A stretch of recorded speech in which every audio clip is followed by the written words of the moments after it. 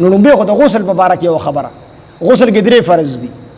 خولې ته اوبه اچول پوزې ته اوبه اچول ټول بدن لمدول چې د ویښته برابر ځای ده نه وچ پاتې نشي ځکه نبي علیه السلام فرمایي چې د جنابت د جنبي سړي د هر ویښته د لاندې چې کوم د جنابت پروت دی د هر ویښته د لاندې جنابت پروت دی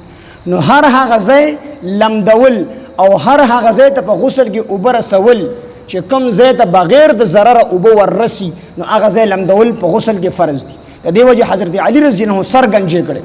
چې کله دا حدیث واورېدو سر گنجې کو چې تاسو کو سر دی ولې گنجې کو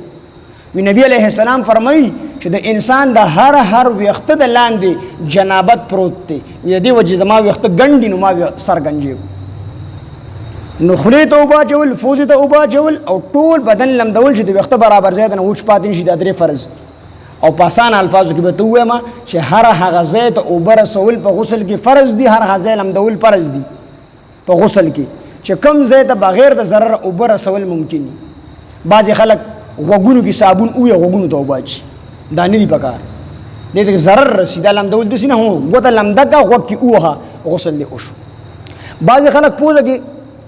اوبه چې کوم بره باندې راکاږي او پوزه مې ترویږي نه یا یخنۍ والي یا پوزه بندوي زما په شان وی پوزه مې تروه نه شوله نو پوزه ترول دا فرض نه دي بس اوبه دې ورته واچوې خبره ختمه شو غړغړې کول فرض نه دي دا سنت دي د دې وجې نه بعضې خلک غلطي کوي په روژه کې په غسل ووړي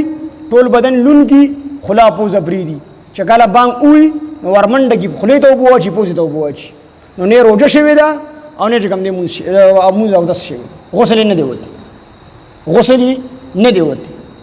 نو په روژه کې به داسې وکړي په روژه کې بغیر د روژې خولې ته د اوبه درې پیرې واچي پوزې درې اوبه واچي په بره دی پکې راکاږي نه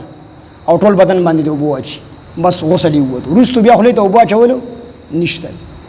نو دا خطی زمون خلک نو دا درې فرض شو خولې ته اوبه اچول پوزې ته اوبه اچول ټول بدن لمدول چې د ویښته برابر ځای دی وچ پاتې نشي د نوم کې چې کوم دی ګوته وهل بعضې خلک غټي د نوم وچ پاتې کېږي د غوږونو دا شاګانې دا خمګل دا سړي نه پاتې کېږي احتیاط کول په غسل کې نو درې فرض شو ټول وجود لمدول چې د ویښته برابر ځای دی پاتې نشي خوله او پوزې ته اوبه اچول او دا په بره راښکل دا سنت دي چې پوزه تر وشي مبالغه کول غړغړې کول دا هم سنت دي په غسل کې فرض نه دي ښه نو دا درې په غسل کې